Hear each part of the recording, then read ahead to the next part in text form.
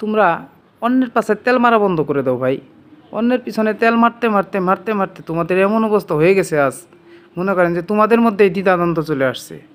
কেন রে ভাই? তুমি কন্টেন্ট ক্রিয়েটর হিসাবে কাজ করবে, তোমার যতটুকু যোগ্যতা আছে তুমি সেই যোগ্যতা অনুযায়ী কাজ করো। তুমি কেন অন্যের ভিডিওকে কপি করতে যাও, অন্যের কাছে যাও কেন? সে সফলতা হয়েছে নিজের যোগ্যতায়, তুমি তোমার যোগ্যতা দেখে তুমি সফলতা হও।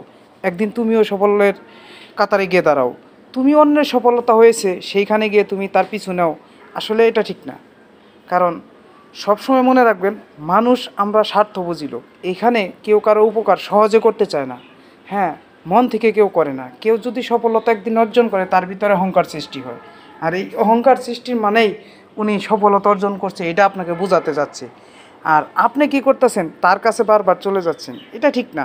কারণ এইখানে আপনারা যে যাওয়ার পরে আপনাদেরকে উনি মূল্যায়ন করে না। সেই মূল্যায়ন যখন উনি আপনাকে না করে তখন আপনার কষ্ট লাগে, আপনার খারাপ লাগে, তাকে নিয়ে আপনারা ভিডিও বানান। কেন রে ভাই তার নিয়ে ভিডিও বানাইবেন? আমি তার কাছে যাবই না, তার নিয়ে আমি ভিডিও বানাবো না। আমার যোগ্যতা যতটুকু পরিমাণে আছে আমি ঠিক ততটা যোগ্যতার অনুযায়ী আমি কাজ করে যাব। বুঝতে পারছেন ভাই? ভালো লাগলে ভিডিওটাকে লাইক কমেন্ট করে শেয়ার করে পাশে থাকবেন।